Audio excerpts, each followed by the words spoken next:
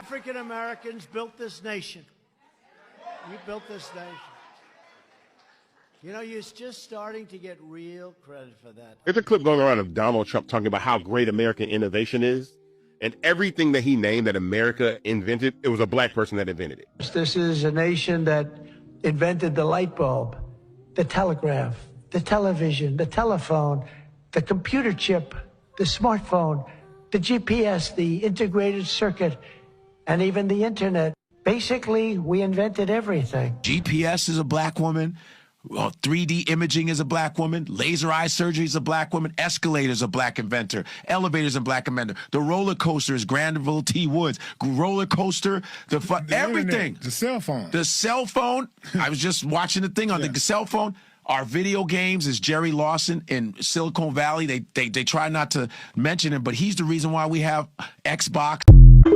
Also, a lot of Black Americans are not even educated enough about their own history to have intelligent conversations beyond just slavery. So they go, oh, we were slaves and now we're free. And that's the extent of their African American knowledge. When we have so many towns and so much wealth that was built time and time again within the African American community.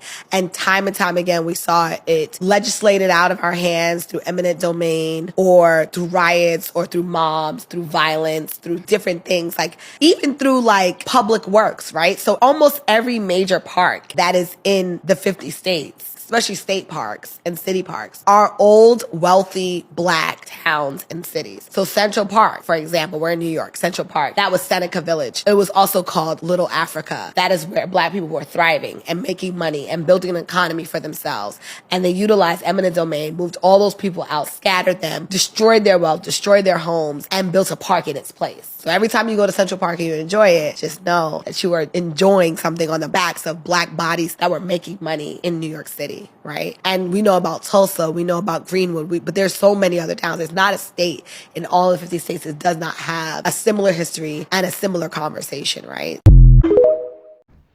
Hi everyone, welcome back to my channel.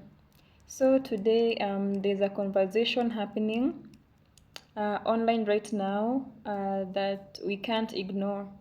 Some comments and videos show a few Somali individuals calling Black Americans slaves and saying they own nothing. Today we are going to talk about why that's wrong and what the truth really says. First, let's be clear.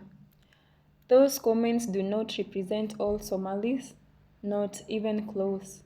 But when disrespect is public, it deserves a public response, especially in a country built on the idea that everyone deserves dignity.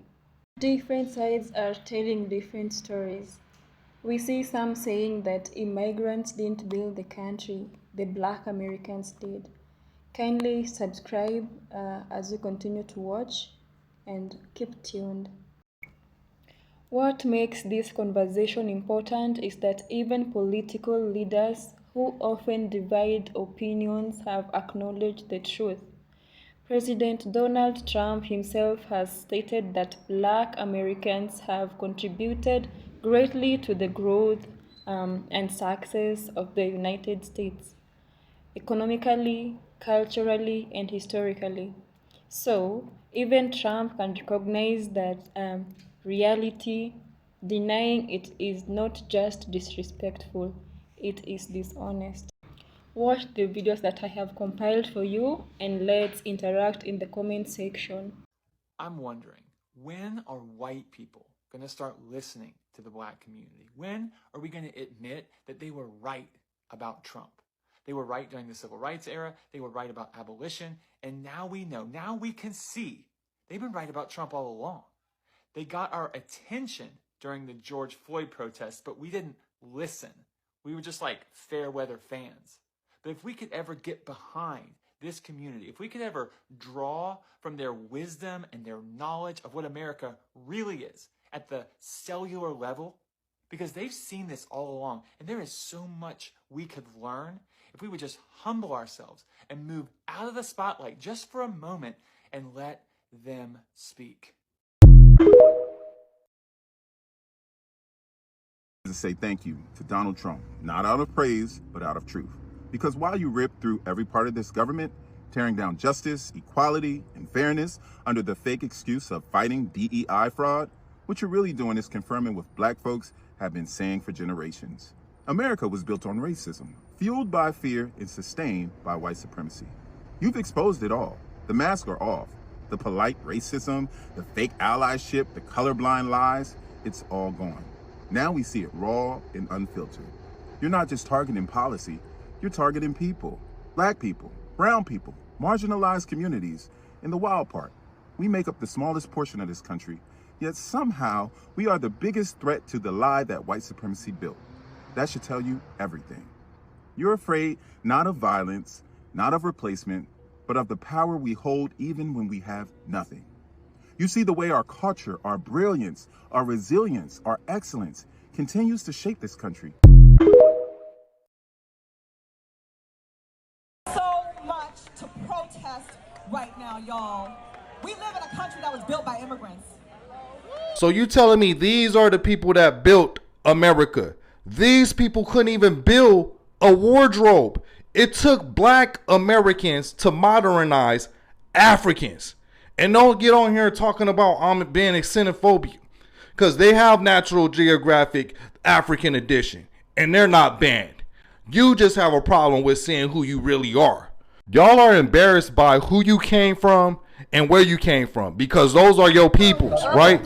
You could bring up slavery. I'm not embarrassed about no slavery. Like, that's a story of resistance. But y'all are embarrassed by who you came from and where you came from. Because if you wasn't cosplaying black Americans, this would be your wardrobe, okay? Now, there's a verse by Jay-Z that says, hey, they claiming that they made Hove. Then won't they make another Hove? Y'all claiming that y'all make America. Why don't you go build another America, right, in your countries?